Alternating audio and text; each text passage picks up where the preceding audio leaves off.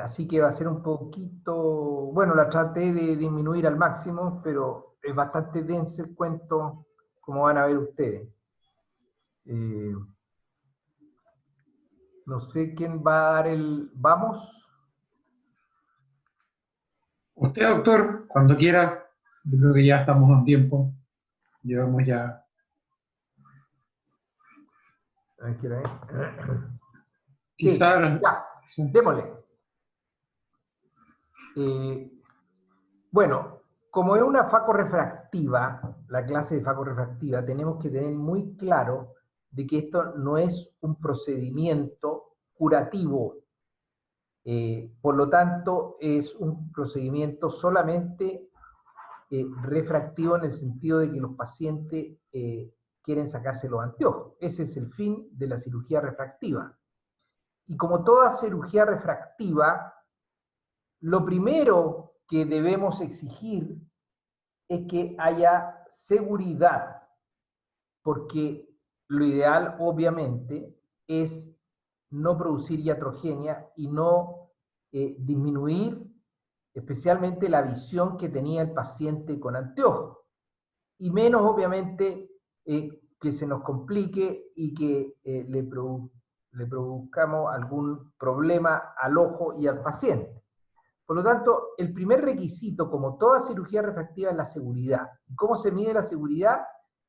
Con la agudeza visual con corrección postoperatoria. La agudeza visual con corrección postoperatoria, con corrección me refiero, debe ser igual o idealmente mejor que la agudeza visual con corrección preoperatoria.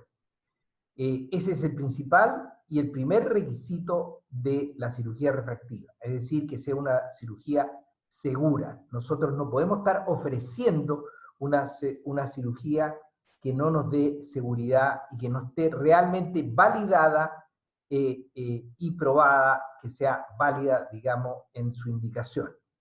Lo segundo es que como cirugía refractiva tiene que tener una muy buena predictibilidad. El paciente quiere quedar sin anteojos y por lo tanto la predictibilidad se mide en el porcentaje de pacientes que quedan con más o menos una dioptría de ametropía o idealmente menos que ese, ojalá 0,5 dioptría de ametropía. Menos de 0,5 dioptría de ametropía no podemos asegurar y nadie y con ninguna fórmula de cálculo de lente intraocular se ha logrado disminuir la predictibilidad en menos de 0,5. Tiene que ser eficaz, es decir, que realmente le saquemos los anteojos, que el paciente tenga postoperatoriamente una agudeza visual sin corrección adecuada, ojalá normal, ¿cierto? Y eso es lo que se llama en cirugía refractiva la eficacia. Por otra parte, tiene que ser una cirugía estable. ¿Qué quiere decir estable? De que obviamente no sea una cirugía transitoria, como ocurre, y les voy a dar un ejemplo inmediato, como ocurría o ocurre en la cirugía con LASIK hipermetrópico. La cirugía con LASIK hipermetrópico ya se sabe hace mucho rato de que es una cirugía que mejora por un tiempo, porque regresa por una parte y por otra parte la hipermetropía puede seguir subiendo y la presbicia, cuando hay presbita, sigue subiendo también.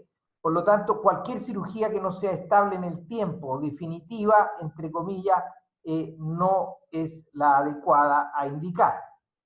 Y finalmente, la calidad visual, porque podemos lograr una agudeza visual buena en términos de numérico, es decir, en términos de 20-20, pero con muy mala calidad visual en el sentido de sensibilidad de contraste, división de halo o cualquier problema visual agregado, como ya vamos a ver en algunos casos.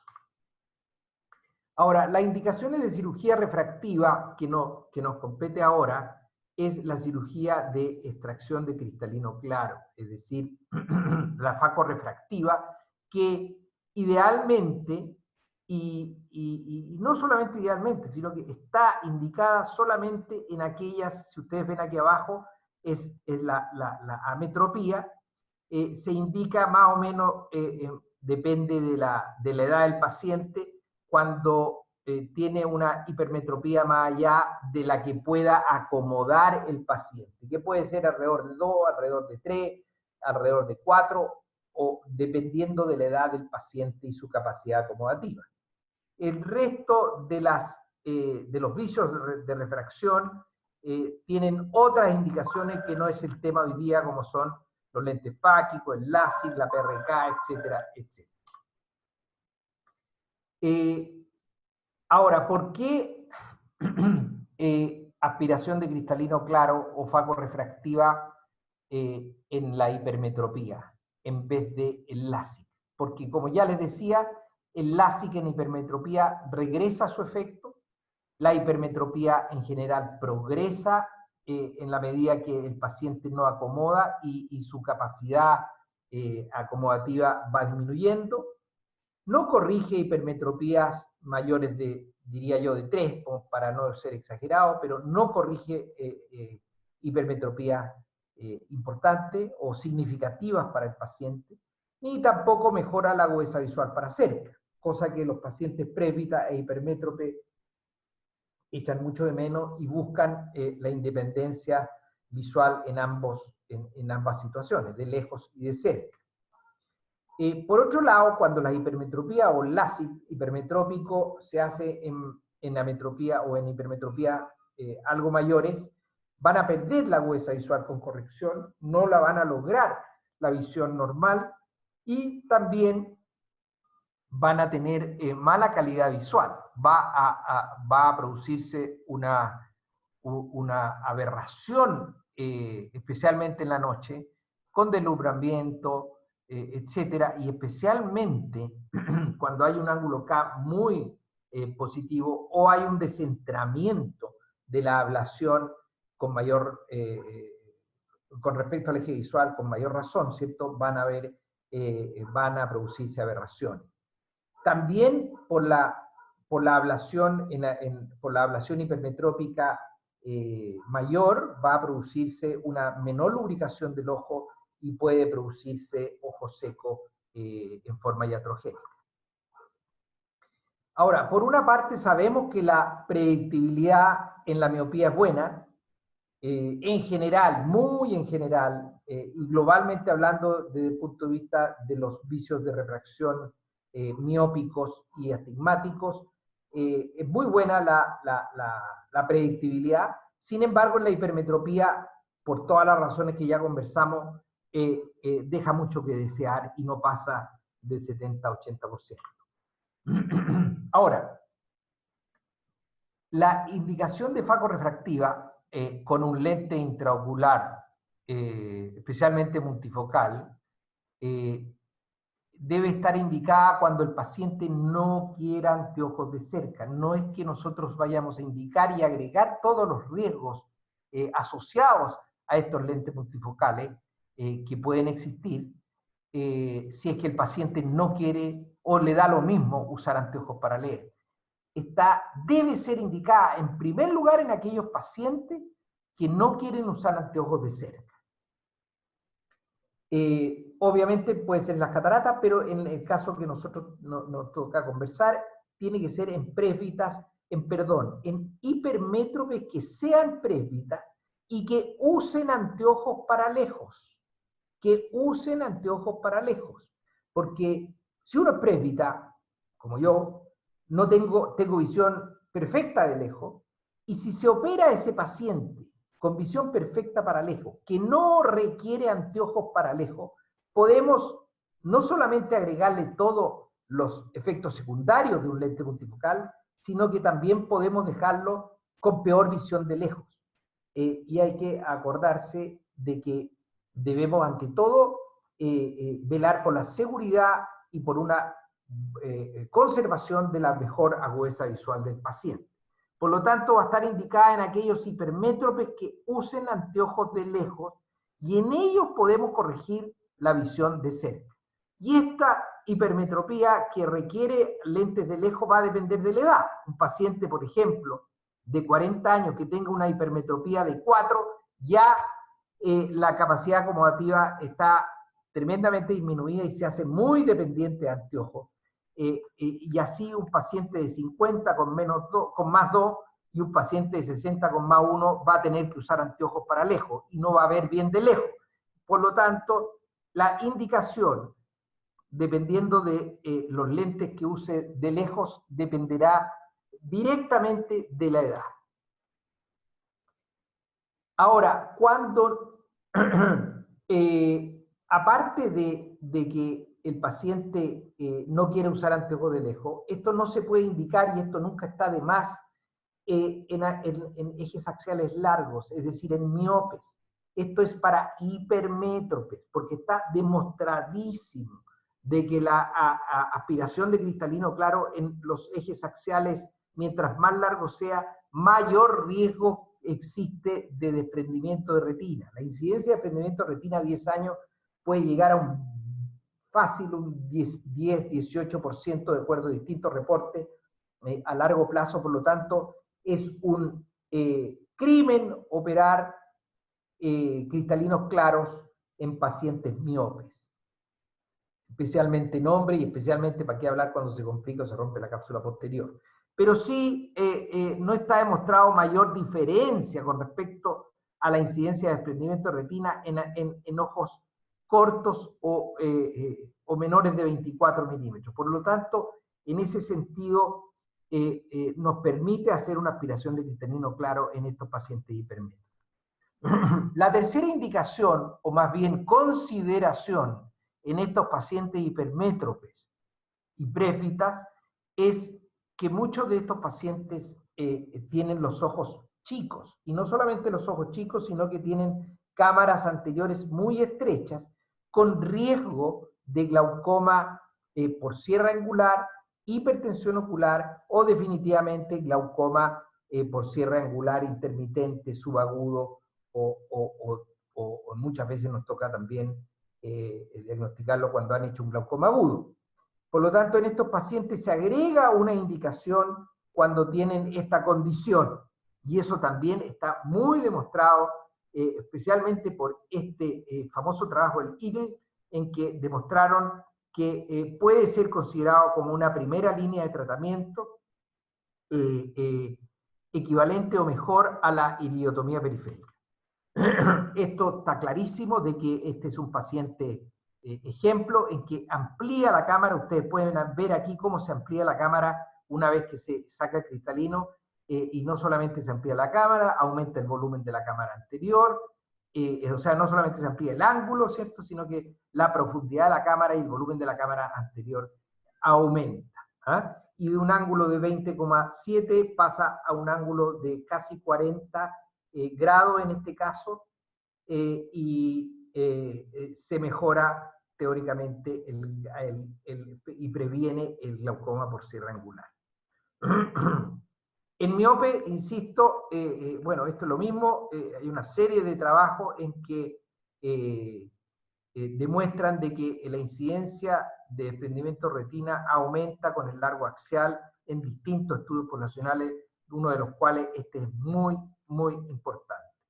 Eso ya lo dijimos, pero vale la pena, y yo siempre lo recalco porque uno sigue viendo pacientes miopes que en vez de ponerle un lente fáquico o qué sé yo, u otra cirugía, se les indica una extracción de cristalino claro o se le aspira a una catarata mínima que siempre tienen los miopes subcapsulares o lo que sea, y hay que evitarlo hasta donde se pueda en el miope. Ahora, tampoco hay que indicarlo, y esto es muy importante en este tipo de cirugía, aprender a reconocer en estos pacientes que son muy exigentes y obsesivos. Estos pacientes exigentes y obsesivos son los que les gusta, digamos, o piden la cirugía porque no quieren usar anteojos, quieren ser independientes de los anteojos tanto de lejos como de cerca, por lo exigente que son y por lo obsesivo que son. Y por lo tanto van a ser igualmente exigentes y obsesivos después de la operación. Entonces tienen que entender que van a ver sí o sí halos, es decir, aureolas en las luces en la noche cuando se dilata la pupila. Puede haber una discreta disminución de una línea de la agudeza visual para lejos o de alguna manera una agudeza visual o visión un poquito menos clara de lejos. También tenemos que explicarles muy bien que hay un cierto grado de impredictibilidad y mayor aún cuando los ojos son más chicos, porque el cálculo de todas las fórmulas, incluso las de última generación, no son perfectas para los ojos chicos y por lo tanto debemos indicarle o debemos explicarles que puede haber una cirugía, una segunda cirugía de sintonía fina, digamos, o de pequeño ajuste. Esa sí se puede hacer con LASIK y en ese sentido es mejor dejarlos y cuando hay alguna selección dudosa en el lente intraocular, en el poder del lente intraocular, tirarse hacia el lado de la miopía, que es mucho mejor corregir una dioptría de -1 que una dioptría de +1, o lo que fuera, o el astigmatismo, lo que sea. Por lo tanto, los pacientes deben entender y explicarles las expectativas reales y sus limitaciones reales. No es una acomodación como a los 30 o 20 años, sino que es una pseudo-acomodación, que no va a ser para leer la letra chica mínima del, qué sé yo, de algún medicamento, algún cosmético, qué sé yo, que dicen muchas veces los pacientes, dicen, oiga, pero es que no puedo leer esto. Nadie se opera para eso.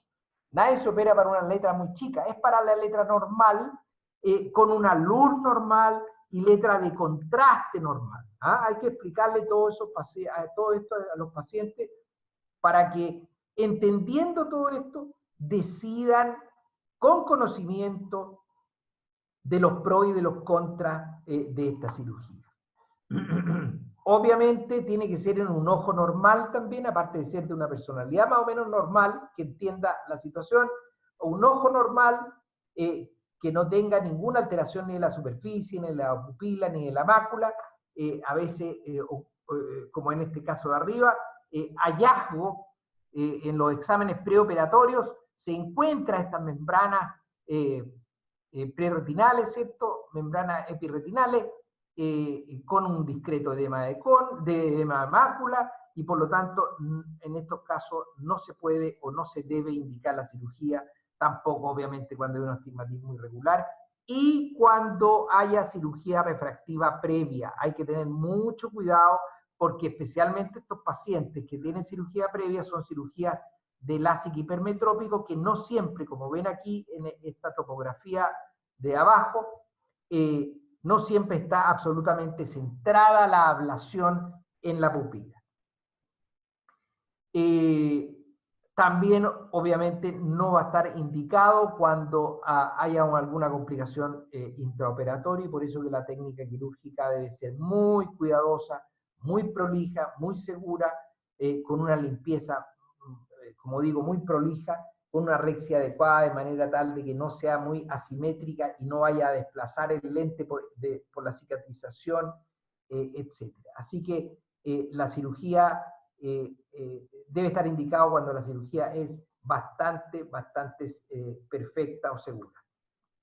Y ya como habíamos dicho, hay que tener mucho cuidado en ojos muy chicos y muy hipermétropes. Como pueden ver aquí, hay un paciente en el que el cálculo del lente nos va a dar con una fórmula un 35,5, con otra fórmula un 33,5, con otra fórmula un 34,5 y un 35. Es decir, va a haber una mayor impredictibilidad en el cálculo del lente mientras más chicos sean los ojos y mayor poder del lente requirado. Así que hay que tener mucho cuidado en estos casos y tener muchos abordajes, muchos cálculos, muchas veces hacer cálculos también con otras fórmulas como son la Barrett o Hill. Si ustedes se fijan, ahí está clarísimo en un ojo de 20,22 lo impredecible que es el cálculo del lente. Bueno, los lentes intraoculares multifocales empezaron en el año 97, en que fuimos a un curso, me acuerdo, a Los Ángeles por el día. En esa época tuvimos que ir rápidamente y empezamos con la historia de los lentes Array, que fue el primer lente en el año 99. Hicimos esta publicación de una de una experiencia en que pusimos un lente monofocal, lo comparamos con un lente monofocal y claramente demostramos la diferencia por nuestra cuenta, que ya obviamente está demostrada en otras series. Incluso tuvimos que poner piggyback en muchos casos de lentes muy chicos, perdón, de ojos muy chicos, en que requería lentes de potencia mayor a las que había disponible en ese minuto, y hoy día ya los lentes intraoculares vienen con potencia incluso mayores de 30. En esa época se probaban una serie de otras técnicas quirúrgicas para corregir la presbicia y la hipermetropía, como son la queratoplastia conductiva, el presbilásic, los lentes entre comillas acomodativas y los lentes intraestromales, ¿cierto? Que ninguno de estas técnicas fue realmente probada, eran más bien resultados de tipo comerciales que inducían a los cirujanos a usarla, pero nunca se validaron y se evaluaron en buena forma. Rápidamente uno se dio cuenta de que estas cirugías no iban a funcionar. Tanto es así que en este caso que caímos un par de veces, pusimos un inlay corneal, salió rápidamente de la FDA, que fueron aprobados por la FDA por lo demás, rápidamente salió un recall, digamos, advirtiendo de que esto no se debía poner debido a que producía haze corneal postoperatorio. Los lentes Crystal Lens, que eran los famosos lentes acomodativos, también rápidamente nosotros nos dimos cuenta, a pesar de que pusimos un par o 2 o 3 de estos lentes, nos dimos cuenta que realmente no acomodaban de cerca, no daban la independencia de anteojo, y ya empezaron a salir los lentes, como les decía, bifocales, que sí se demostraban, y nosotros así lo hicimos con el Array, que corregían la visión de cerca. Posteriormente salieron los lentes difractivos, porque los primeros lentes bifocales fueron refractivos, con dos zonas o anillos concéntricos de dos potencias dióptricas, una de lejos, ¿cierto?, y otra de cerca, pero después esto se hizo mediante no la refracción, sino que con el principio difractivo, pero hay que acordarse de que estos escalones difractivos, tal como se ve aquí en esta onda y en esta simulación, producen además una interferencia destructiva de la luz, con lo cual la energía que se refracta o se difracta es de alrededor de 41% en un foco y de 41% en el otro foco, de manera tal de que se produce una pérdida de la energía luminosa de aproximadamente 18%, y eso sigue hasta el día de hoy. Es decir, estos lentes no nos permiten utilizar toda la luz, el 100% de la luz y de las imágenes. ¿Cómo era esto?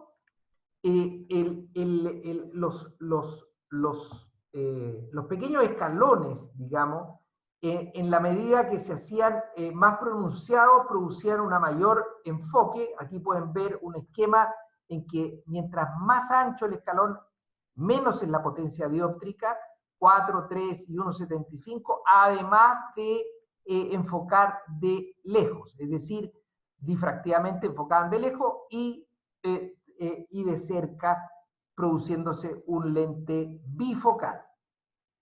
Por lo tanto, íbamos a tener el lente base, ¿cierto? Y que se le agregaba estos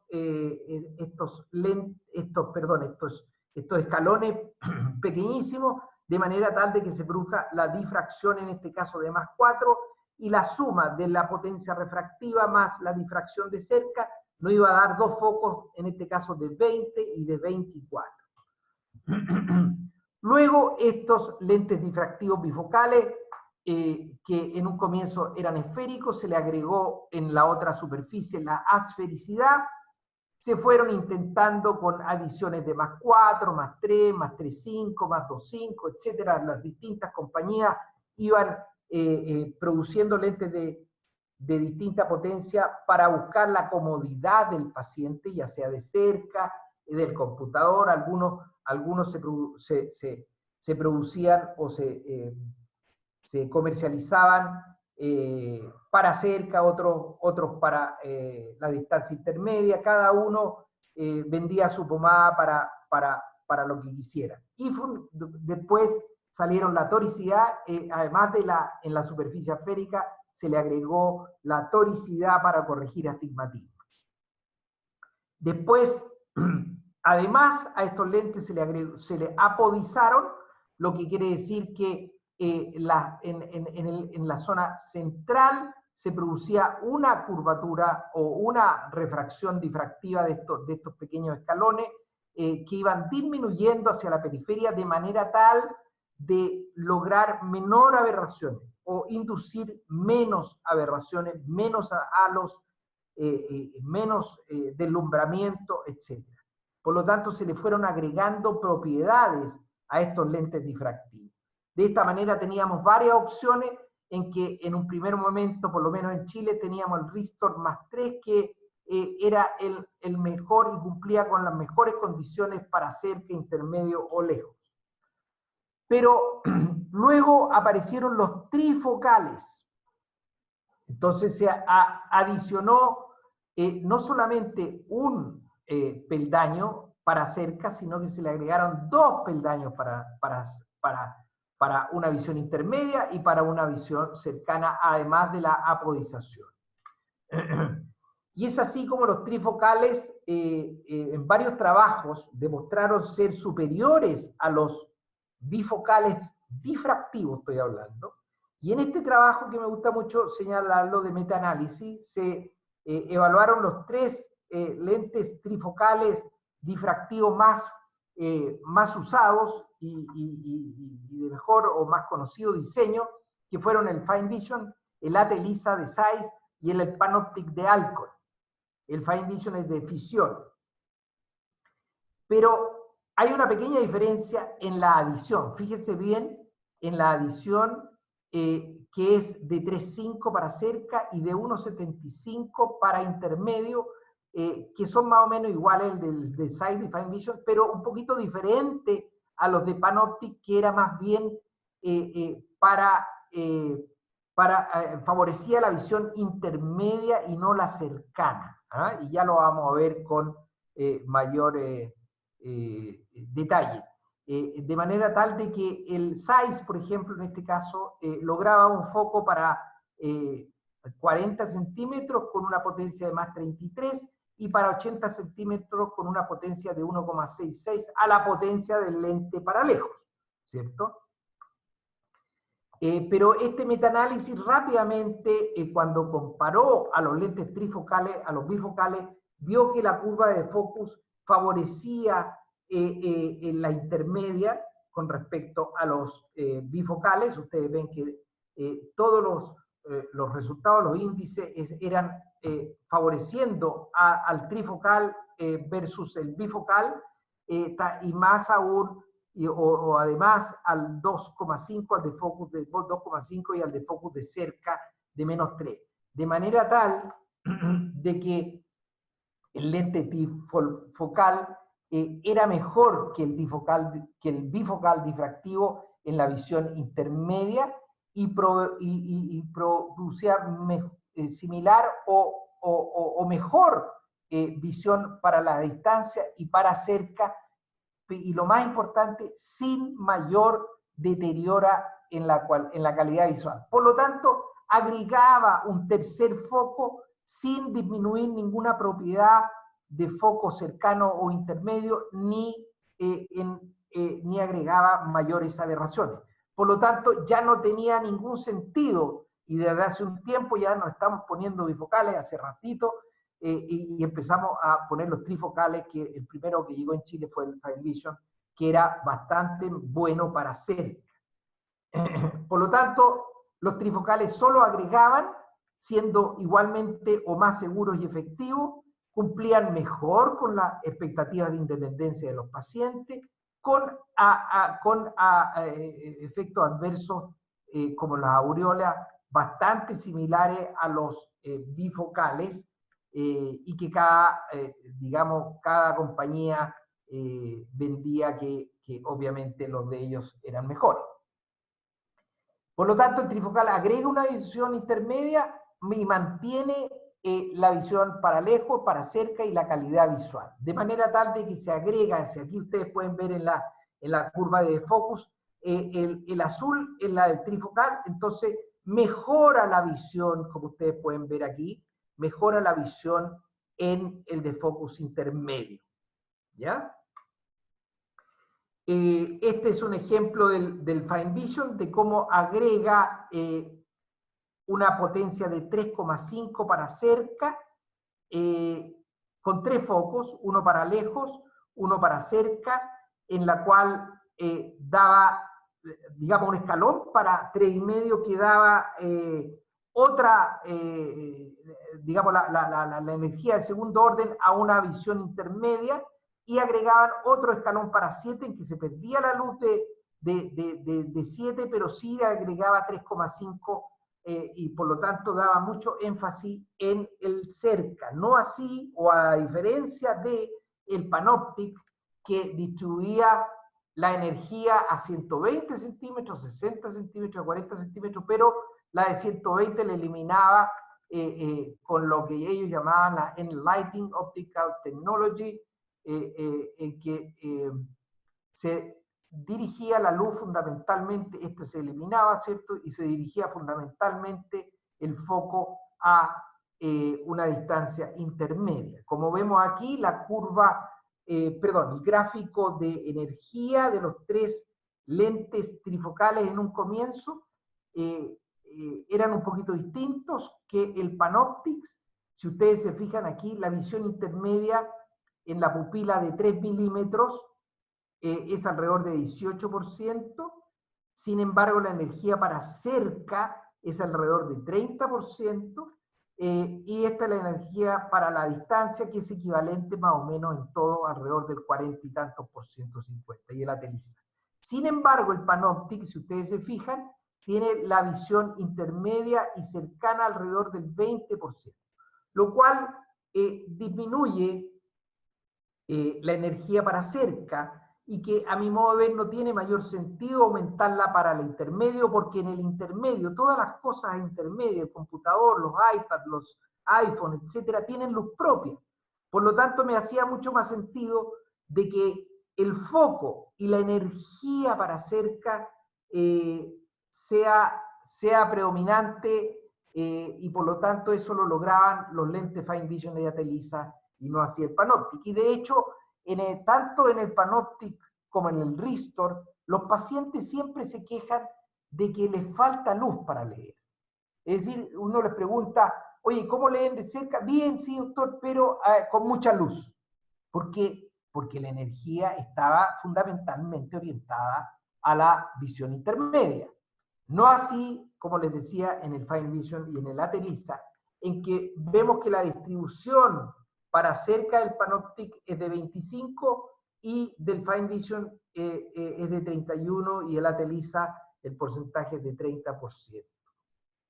Y aquí ven también de que la distribución de la luz, de la diferencia en el intermedio es menor en Fine Vision, es mayor en Panoptic, pero para cerca es mayor en Fine Vision y en Atelisa, y es menor para el Panoptic. Ahora, el foco también, perdón, el foco también. El foco para cerca en Fine Vision es una adición de 3,5, de 3,3 y de 3,25. Y siendo el foco entonces para cerca de 33 y de 40 y 40. E intermedios al revés, ¿ya? Intermedio tenemos 2,17 con un foco de 60, y en Fine Vision con una potencia de óptica un poco menor, y por lo tanto nos da un foco a 80 centímetros. Y aquí tenemos el mismo gráfico en que vemos que el foco para cerca, la diferencia entre el foco para cerca entre los distintos lentes. Y el foco intermedio del Atelisa y del Fine Vision. Ahora, posteriormente, empezaron a salir los focos, para complicarnos un poquito más la cosa, los monofocales de foco extendido. ¿Y qué llaman foco extendido? Es difícil comprender la física de esto, pero hay distintos lentes, muchos que no han llegado a Chile, en que ocupan distintos fenómenos ópticos para lograr esto. Como ustedes pueden ver en esto, que es como un lente piramidal en su parte posterior, de manera tal de que va produciendo focos en un rango de focos, y no en un foco puntual, como se puede ver aquí. Es lo que llama una especie de axicon, que le llaman, que es un tipo especial de lente con una superficie cónica, ¿ah? Y que finalmente termina en un foco con una distribución de una forma de un anillo. Ahora, otros lentes de foco extendidos son estos, el Mini Well y el otro, en que manejan, como les digo, es difícil de entenderlo, pero y nunca es tan claro, y uno les pregunta a los representantes y tampoco obviamente lo entienden y tampoco lo revelan mucho, pero aquí manejan las aberraciones, ¿eh? Y con el manejo de aberraciones, entonces, negativas y positivas, logran un foco extendido. Pero, y estos otros venden, digamos, la idea de que hay unos pasos como los difractivos, pero que son pasos elongados, ¿cierto? Que son más grandes y levemente angulados, lo que elongaría el área de foco. Esto acá. Ahora, entenderlo está fuera, sin duda, por lo menos de mi alcance o del alcance físico que manejamos los oftalmólogos. Pero es así.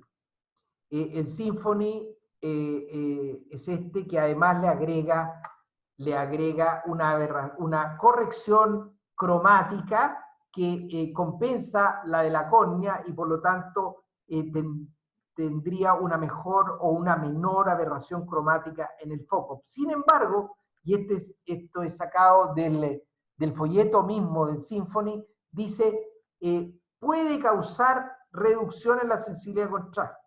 Y, sin embargo, también insiste, o dice el folleto, que hay que informarle de una potencial reducción en la sensibilidad de contraste. Diciendo, por otro lado, de que esta aberración de esta compensación de la aberración cromática disminuiría las aberraciones. Por lo tanto, hay una serie de monofocales de foco extendido que aparecieron no para la visión de cerca, pero sí como un monofocal que intenta agregar una visión intermedia para el computador o para el iPad o el celular, ¿ya? Y así salió el VVT, el Symphony, como les decía, y el VVT dice que usa una novedosa diseño no difractivo llamado X-Wave Technology, que así como las otras tecnologías de foco extendido son un poquito misteriosas, y aquí podemos ver que se produce no sé, aquí producen en la cara anterior una especie de curva distinta que no sería difractiva, en que enlenterecería el frente de onda por una parte y lo apuraría el frente de onda por otra parte, de manera de estirar el foco para una zona intermedia, desde una zona de distancia hacia una zona intermedia. Yo no, como les digo, no lo entiendo bien, pero hay distintos lentes que se valen de distintas tecnologías para lograr esto que llaman el foco extendido. Y aquí pueden ver el VVT en que tendría este rango de foco extendido. Cuando uno les pregunta a qué distancia está este foco, no dicen la distancia, sino que dicen que es un rango, es un foco extendido que va desde 50, 80 centímetros, etc. Entonces aquí podemos ver que en el VVT, por ejemplo, a 50 centímetros se logra, esta es la curva, se logra un 20-32 más o menos, este es el 20-20 y el 20-32, y ya después de 50 centímetros baja la visión de 20-32. Pero logra así un mayor foco en una visión adecuada entre 2020 y 2032, pero no es para cerca. Si ustedes se fijan, termina en 40 centímetros este gráfico.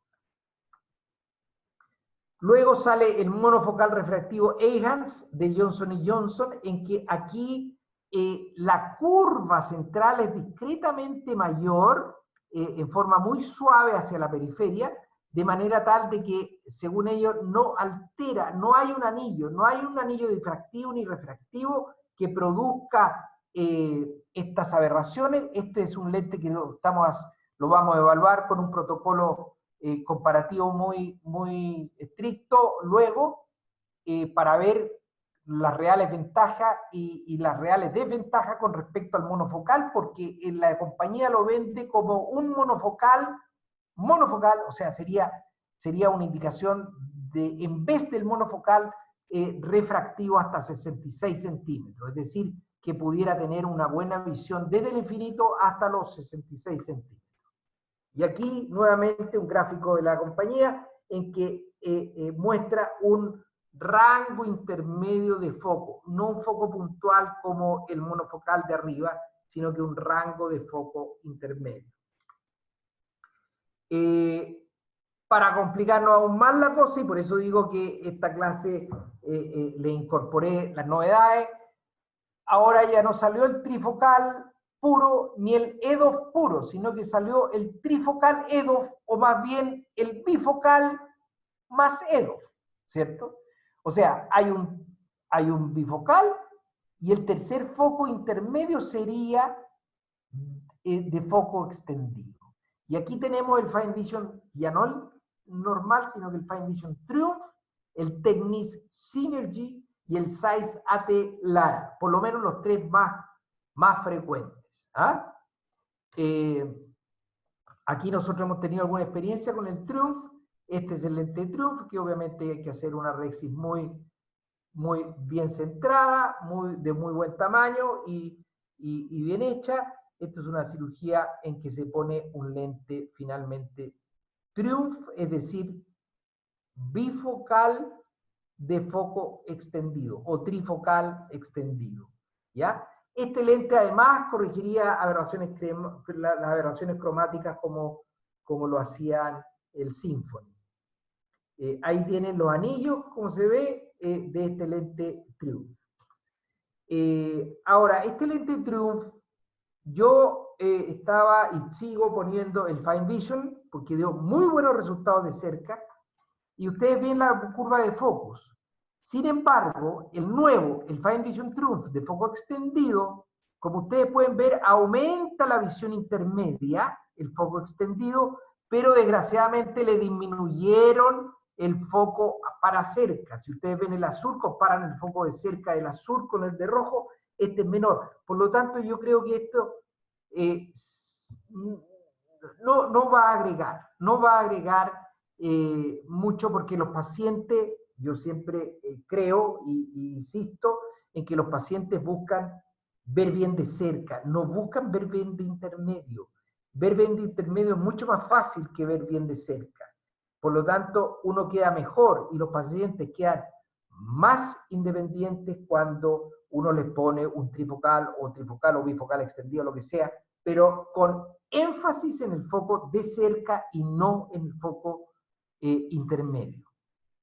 Aquí, pucha, se corrieron las señas aquí, pero aquí tenemos el Fine Vision versus el Fine Vision Triumph, ¿cierto?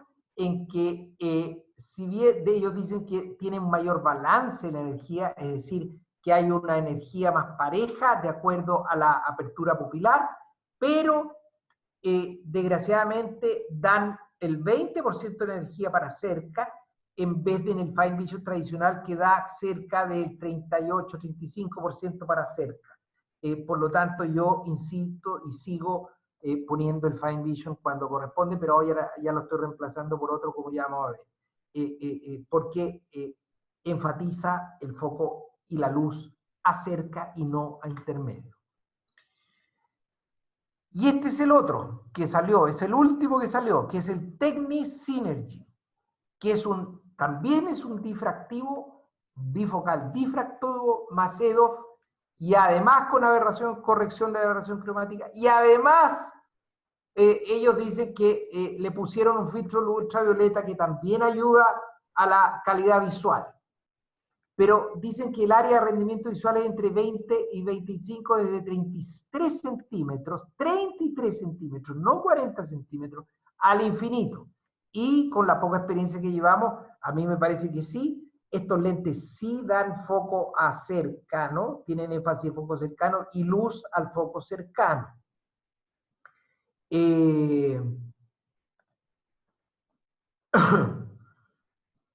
Aquí ven la curva de focus, ¿cierto? Y pueden ver cómo esta curva de focus se mueve entre el 2032 y el 2020 entre -1 y menos 3, y menos 3,5 incluso, a 30 centímetros, bastante bien. Es decir, este lente lograría extender este foco sin perder el foco cercano ni la energía luminosa hacia el foco cercano, que es de 33 centímetros.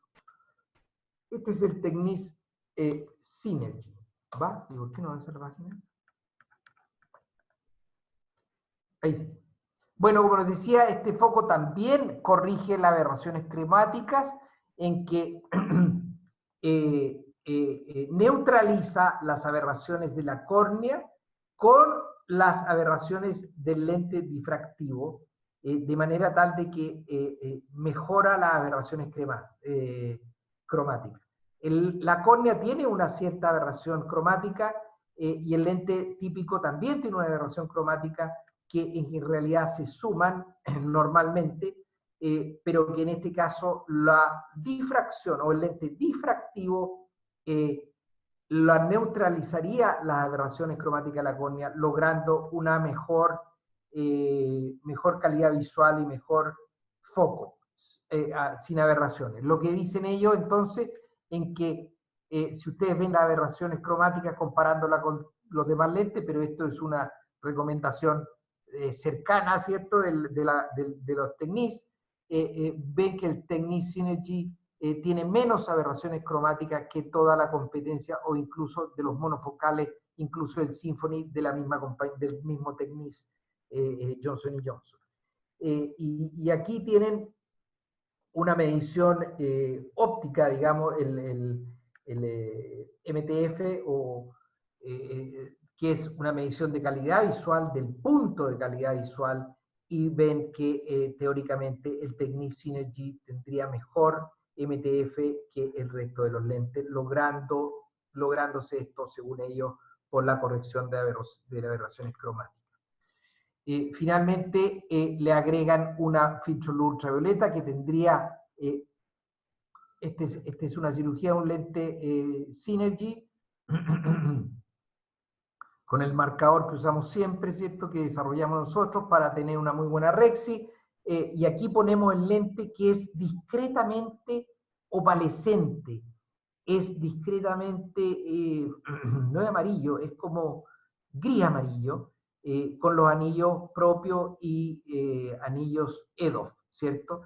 Ellos dicen que la luz o el filtro violeta, aquí, que es de este color ámbar, ¿ah? Ese es el color que filtra la luz ultravioleta, mejoraría el scatter o las disfotopsias, digamos, de la luz, las aberraciones cromáticas y la visión escotópica, aparte de otras propiedades que tendría el filtro de luz ultravioleta.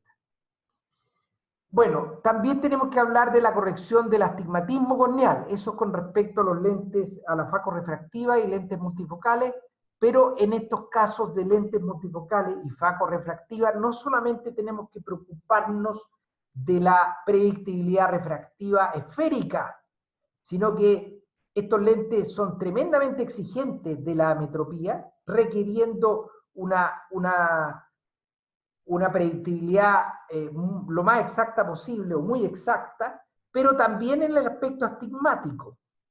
Y por lo tanto, si nos queda un astigmatismo o inducimos un astigmatismo, van a tener molestias visuales y aberraciones, especialmente a media luz.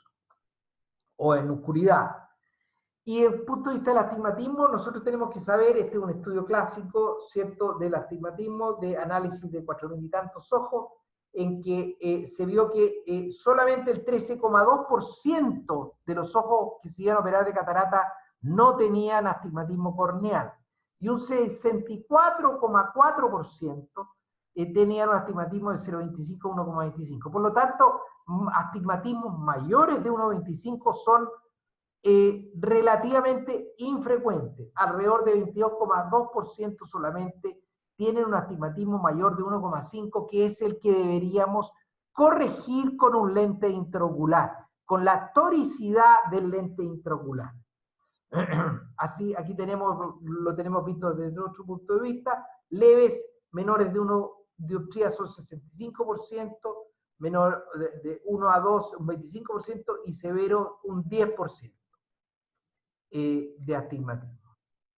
El astigmatismo que se debe corregir en el momento de la cirugía catarata es el astigmatismo corneal, no el astigmatismo del cristalino, ¿cierto? Y aquí pueden ver un astigmatismo de cristalino, ¿cierto?, con una córnea absolutamente en cero. Eso no es lo que tenemos que corregir. Tenemos que corregir el astigmatismo corneal. Y astigmatismo menores de 0,75 lo corregimos con la propia incisión, ojalá en el eje. Y astigmatismo entre 0,75 a 1,25 podríamos hacer incisiones relajantes limpares, pero que cada día se ocupan menos, porque obviamente se ha demostrado que el astigmatismo, además hay que dejar un poco de astigmatismo, porque el astigmatismo evoluciona en contra de la regla, o sea, se va neutralizando con la edad, y astigmatismos tóricos, por lo tanto, deberíamos corregirlos en el lente, en aquellos astigmatismos con la regla mayores de 1,7 y astigmatismos mayores de 0,8 en contra de la regla. Porque, como decía, la evolución natural de la córnea con la edad es a aumentar el astigmatismo en contra de la regla con el tiempo. Ahora, no basta la medición del astigmatismo corneal, ni el alineamiento en el eje, como hay muchos sistemas, ¿cierto?, tanto dentro del microscopio, como es este, o como manuales, ¿cierto?, marcas manuales, etc. Pero el cálculo del astigmatismo a colocar en el lente intraocular también es muy importante. Y en ese sentido, el cálculo de Barrett ha demostrado claramente que es el mejor que calcula el astigmatismo a corregir, o la toricidad a corregir en el lente con respecto a otras fórmulas.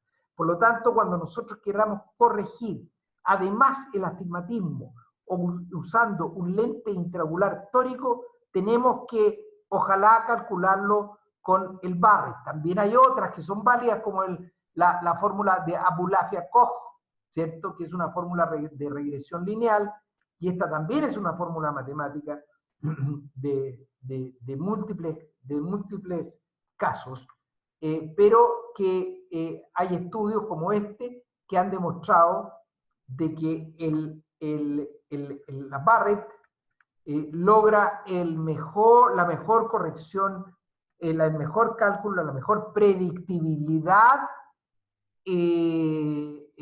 tórica con respecto a los otros calculadores. Y aquí pueden ver ustedes el centroide que se logra en el Barrett. El centroide es una forma de expresar el promedio del astigmatismo. Ustedes entenderán que es muy difícil, hay muchas fórmulas, pero la que más se ocupa, formas de expresarlo, la que más se ocupa es que es el centroide, en que está mucho más cercano al cero y mucho más disperso en forma esférica, de manera tal de que corrige muy bien en cualquier eje y minimizando el astigmatismo. Ustedes tienen que saber de que es fundamental además el centramiento y el alineamiento, como les decía, porque el efecto se va perdiendo. 3 grados, aquí pueden ver la curva de descentramiento con respecto a la potencia de corrección del astigmatismo, en que se pierde 10 grados, disminuye en 33% el efecto. Y 20 grados va a disminuir 60% el efecto. Y mayor de 30 grados, o sea, si ustedes se equivocan en 30 grados, van a aumentar el astigmatismo y no corregirlo. Tanto es así que 3 grados pierden el 10% del efecto. 3 grados. Y eso, eso depende mucho también de lo que están, es decir, es más o menos 0,4 dioptría, dependiendo mucho de la potencia del cilindro. Mientras más potente, obviamente el grado o 3 grados van a significar mucho más pérdida de efecto que en un cilindro de 4 que en un cilindro de 1. Aquí tenemos el alineamiento y otro elemento importante desde el punto de vista de los lentes que a mí me gusta el Fine Vision, en este caso especial del tórico, es que uno puede acomodar el lente para los dos lados, porque las asas no están solamente en un sentido, no están para rotarla en un sentido, sino que se puede rotar en los dos sentidos, de manera tal de buscar esta exactitud en el eje a corregir. ¿Ya? Así que en este caso es muy importante a mi modo de ver el Fine Vision, que además dicen que tiene una superficie de contacto de las asas de 102 grados con respecto a 57 y 61 de otros lentes, de los lentes de plataforma tradicional, que entonces aparte de poderlo uno girar en ambos sentidos, tiene mejor estabilidad debido a la mayor contacto de las asas con el saco, que dicen que rotaría en promedio solamente 1,85 grados este tipo de lente en distintos trabajos, y otros lentes de la plataforma tradicional que nosotros conocemos rota alrededor de 4 grados en promedio. Ahora, cuando hay alto astigmatismo hipermetrópico, no necesariamente tenemos que poner un multifocal. Muchas veces podemos poner un lente astigmático hipermetrópico, o sea, corregir la hipermetropía, como en este caso un lente, una hipermetropía o un astigmatismo de prácticamente 4 dioptrías, lo podemos corregir simplemente con un tórico y no agregándole un multifocal. Y los pacientes quedan realmente contentos también. Ahora, Ridley, ustedes saben quién es Ridley, Sir Harold Ridley, que fue el que inventó en el año 52 el lente intraocular a partir de la historia, ustedes ya saben, en la Segunda Guerra Mundial, las carlinas que eran hechas de metilmetacrilato y que en las batallas aéreas, digamos, le caían estos pedazos en los ojos de los pacientes, y de ahí sacaron la idea de hacer un lente intraocular en el año 52, muy rústico y muy obvio, digamos, el lente que se hacía en esa época. Hoy día estaría loco Ridley con la cantidad de opciones que tiene. Y por lo tanto, ¿cuál elegiría Ridley hoy día? Mi sugerencia, de acuerdo a la experiencia y todo lo que he leído y estudiado del tema, es que el bifocal se acabó, no más. El trifocal, si es tórico, hasta el minuto yo creo que el mejor que los corrige es el Fine Vision. Por lo tanto, nosotros tenemos que aspirar a la predictibilidad astigmática además, y por lo tanto me parece que agrega ventaja el trifocal tórico con respecto a los demás. Ahora, si no hay toricidad, si no hay astigmatismo, creo que en este minuto el mejor es el lente trifocal EDOF Synergy, porque nos da una visión muy buena cercana y también a 80 centímetros, con un foco extendido de 33 a 80 centímetros, pero con muy buena visión de cerca, como aquí podemos ver. Aquí podemos ver el Tecnis, que es superior para cerca, ¿cierto? Con un foco extendido bastante mejor, entre 2,5 y 2, y más o menos similar al resto, hasta más o menos 80 centímetros. Y muy bueno, igual que todos para lejos. Por lo tanto, esta sería la indicación o la elección hoy en día. Para lejos, pero lo importante es para cerca, y el motivo de esta clase más bien es para cerca, pero también puede haber, como les decía, no necesariamente tenemos que hacer una cirugía facorrefractiva para cerca. Muchos hipermétropes, especialmente alrededor de los 60, con hipermetropía de 1 o 2, están locos y por lo tanto y no tienen ningún inconveniente en usar anteojos para leer, por lo tanto bastaría un lente monofocal que nos corrigiera una visión intermedia. Y en este caso, aparentemente, no tengo suficiente experiencia todavía, pero aparentemente, o por lo menos teóricamente, para el monofocal EDOF, Eyhance sería el adecuado y que tendría una visión en foco extendido hasta más o menos 76 centímetros, como se ve en esta curva. Que además a lo mejor, según la teoría y según lo que uno ve y olfatea, pudiera ser también una corrección o una opción correctiva para aquellos ojos que no se podían operar con un lente multifocal, que habían sido operados con LASIK previamente. Porque este lente no tendría problema de descentramiento y sí agregaría este foco extendido.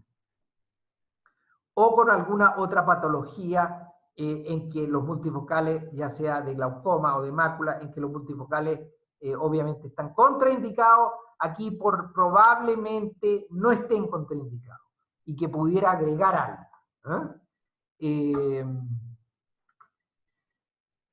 Para intermedio, si uno quiere, hay un paciente que son los menos, insisto, en la práctica clínica o en la experiencia clínica mía, por lo menos, son contados con dedo de la mano, aquellos pacientes que quieren operarse para el intermedio, qué sé yo, podría ser pianista o no sé qué, algo así.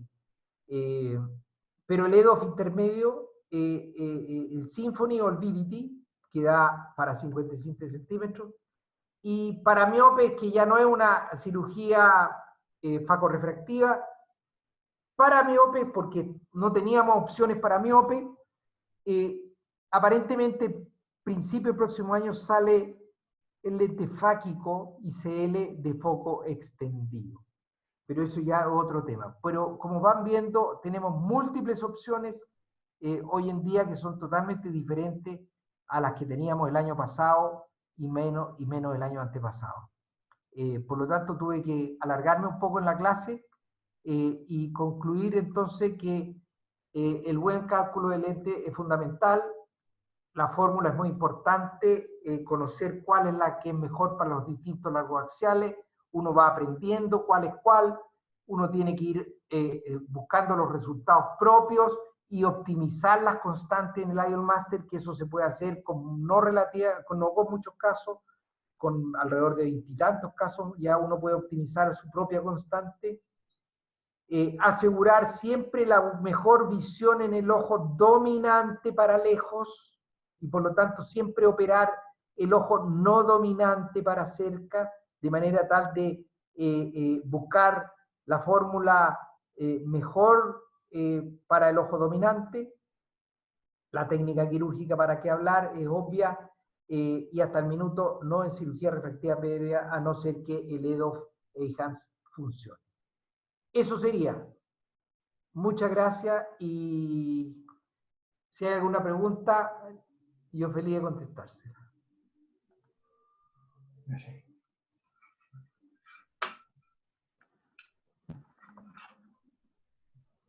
Espero no haber sido muy prolongado en la clase.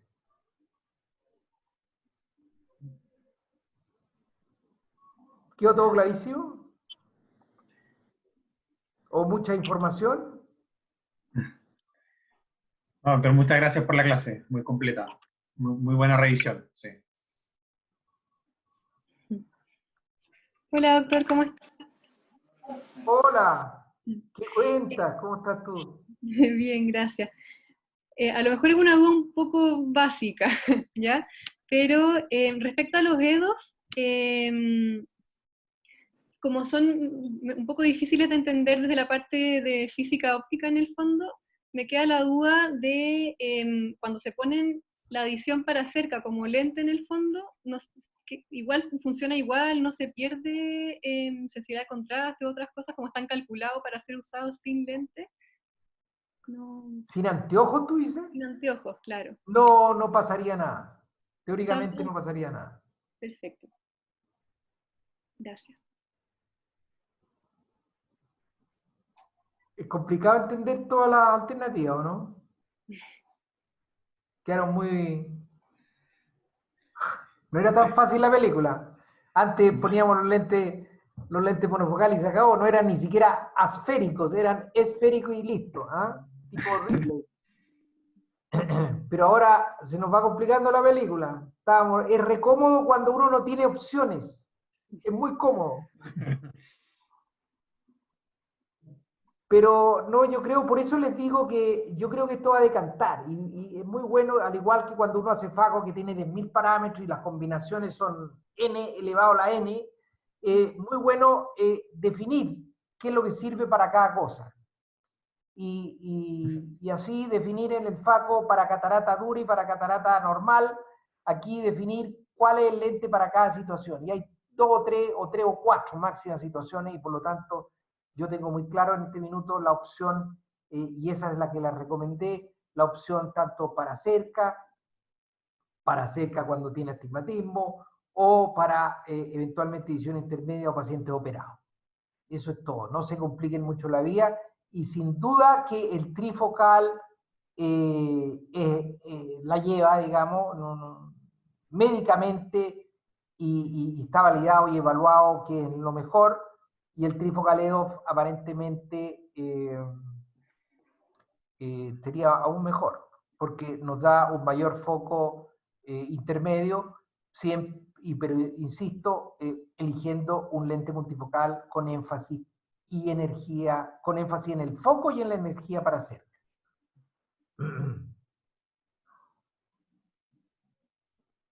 Eso. Muchas gracias, doctor. No hay más preguntas. Repasen, esto creo que queda grabado, qué sé yo, así que estoy a su disposición siempre para cualquier duda. Gracias de nuevo. Hay que digerirlo mucho, yo lo digerí mucho para entenderlo y llevo muchos años en esto, así que no es fácil en 40 minutos o 45 minutos digerirlo. Un gusto, Mónica, que estés bien si estás ahí todavía, y a todos los demás, Manuel, Isabel, Felipe, etcétera, Pedro. Muchas gracias, doctor. Completísima la clase. Harto por digerir. Nos vemos. Chao, chao. Bien, gracias. Chao, chao. Chao, gracias.